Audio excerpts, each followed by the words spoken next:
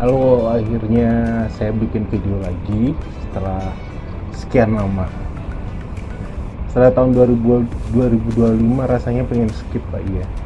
Karena di tahun 2025 tuh wah, bener-bener gila. Sebulan tuh bisa rawat inap 4 kali dalam kurun waktu sebulan. Entah yang bocor lah apalah, aduh. Pokoknya 2025 itu skip aja deh. Terlalu menyebalkan untuk diceritakan. Hafisanku udah hilang ya di 2025, dipakai 1,5 tahunan lah dari 2023. Jadi kemarin di hari Jumat sebelum saya HD, saya harus pasang doblumen baru. Rencananya pengen aku genapin tuh 1 tahun. Dijadwalkan untuk pasang hafisan baru di tangan kanan. 2005 kemarin aku coba pasang baru lagi yang di atas, gagal. Terus setelah gagal itu agak trauma sih, pokoknya trauma banget, sampai nggak bisa tidur, terus makan juga nggak selera. Itu bikin HB drop banget. Hampir setiap bulan tuh pasti transfusi darah. Sampai Januari kemarin juga masih tetap transfusi darah, malah rawat inap juga karena HB ku cuma 5,9. Selain pengaruh ginjal yang bikin produksi darah nggak optimal, ini kurang makan tuh yang bikin HB jadi ngedrop terus. Dan salah satunya karena stres, ini hafisan yang hilang kemarin. Gimana nggak stres coba? Sebenarnya 1 minggu setelah operasi itu sempat kontrol ke BTKP-nya, jadi hafisan kemarin tuh sempat jadi. Terus di rumah bocor. Setelah bocor harus di repair dong. Di repair, use total, nggak tahu apa yang terjadi, hilang. Yang bikin trauma tuh bolak-balik ke rumah sakitnya. Capek dan cukup stres. Dan akhirnya stres beneran sampai nggak bisa tidur berbulan-bulan. Ya, mengandalkan obat tidur kalau mau tidur sekarang. Jadi hari ini aku pengen cerita tentang doblumenku yang kemarin. Itu udah dipakai selama 7 bulan, nggak ada kendala, alirannya juga lancar semua. Cuman di beberapa minggu terakhir ini, setengah jam sebelum HD selesai tuh, nggak setiap minggu sih, tapi beberapa kali itu menggigil. Jadi misalnya pas HD hari ini, di ujung HD menggigil, HD besoknya enggak, terus HD besoknya enggak, HD besoknya lagi menggigil lagi. Terus kata perawatnya diduga ada infeksi. Nah, infeksi itu jauh lebih bahaya katanya, karena bisa mempengaruhi banyak hal organ dalam.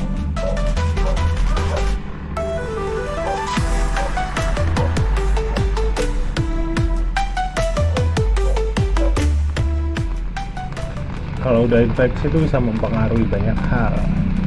Jadi disarankan sama perawat dan dokternya tuh buat pasang baru. Lagian udah 7 bulan katanya, maksimal katanya 3 bulan harus ganti, 4 bulan deh ganti pasang baru. Karena aku merasa nggak ada kendala, jadinya nggak usah pasang, malah bikin sakit. Kayak sekarang tuh sebenarnya sakit banget, perih, karena ditusuk geser sih. Jadi yang lubang bekas DL sebelumnya tuh katanya terlalu lebar, jadi dijahit. Padahal biasanya kan cuma dikasih ansapas atau plester aja, ditutup, udah selesai. Tapi karena terlalu lebar, akhirnya diberi jahitan baru lagi. Terus digeser, ditusuk di sebelahnya, pasang, jahit lagi. Jadi yang bikin perih itu jahitan. Sebenarnya agak nggak nyaman juga kalau buat gerak. Biasanya recovery-nya tuh butuh waktu 4-5 hari biasanya. Di hari kedua ketiga tuh masih nyeri, ngilu. Hari keempat biasanya udah mulai enakan buat gerak. Kalau sekarang kalau buat mulai masih nyeri, jadi ya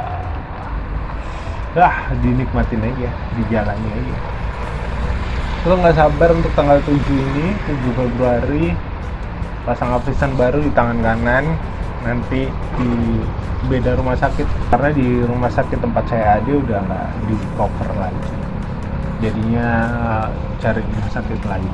Di Kota Malang ada 2 rumah sakit yang cover untuk pasang apisan.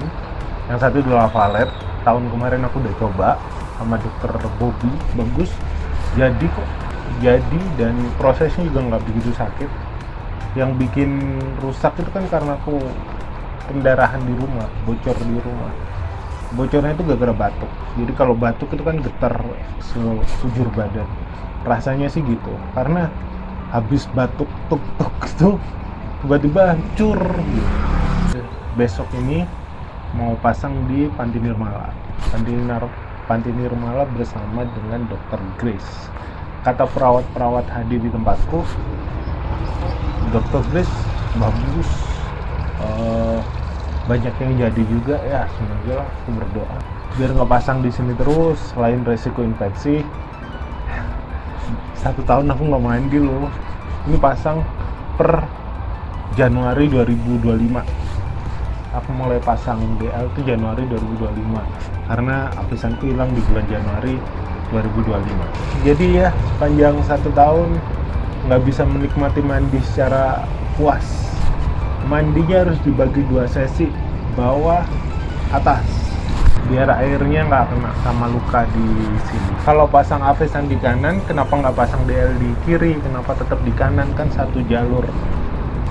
Yang kiri udah mampet, jadi kalau ditusuk dia tuh udah mental.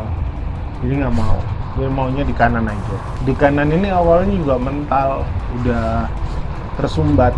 Yang kiri udah tersumbat, yang kanan dulu juga sempat tersumbat. Tapi di 2025 yang kanan ini sempat angioplasti. Jadi dimasukin jarum, bukan jarum sih, kayak alat bor gitu dari arteri sebelah kanan nih, masuk ke dalam langsung sini, pokoknya dijepulin semua yang buntu-buntu. Kenapa pembuluh darah bisa tersumbat? Hipertensi. Kan aku ginjalnya juga karena hipertensi. Jadi gara-gara hipertensi dia tuh ninggalin plak darah gitu yang bikin menggumpal di pembuluh darah. Penjelasan dokternya sih gitu waktu itu. Ya, setelah diangioplasti lancar sih. Ini kemarin juga lancar waktu ditusuk, sekali percobaan tusuk langsung nusuk gitu. Biasanya kan mental terus nyari. Pernah juga di tahun lalu waktu mental tuh ditusuk 1 nggak kena, 2 nggak kena, pindah lagi nggak kena, pokoknya sampai 4 kali tusukan. Dan akhirnya berhasil ketusuk, cuman di sini langsung bengep semua karena bolak-balik ditusuk. Udah gitu darahnya mengalir dari belakang gitu, jadi sampai kerak kemejaku tuh sampai tebel banget, tebel darah gitu, rasanya nggak enak banget. Dan aku nggak, kalau bakal kurang lancar kayak gitu, jadinya nggak bawa ganti. Darah udah lepek di kemeja, naik ke HD jadi nggak nyaman, 5 jam sampai kering darah di kemeja. Jadinya belajar dari pengalaman waktu itu, pasang DL kemarin ini aku bawa baju double. Jadi bener, pas mau naik HD aku bisa ganti baju dulu. Kerak kemeja yang belakang ini pasti kena darah. Ya gitulah, dibeli Mbak Amoxiclav, diresepin dokternya biar nggak infeksi terlalu parah. Diawali di tahun 2006 dengan operasi kecil DL. Februari operasi kecil lagi untuk apisan di tangan kanan.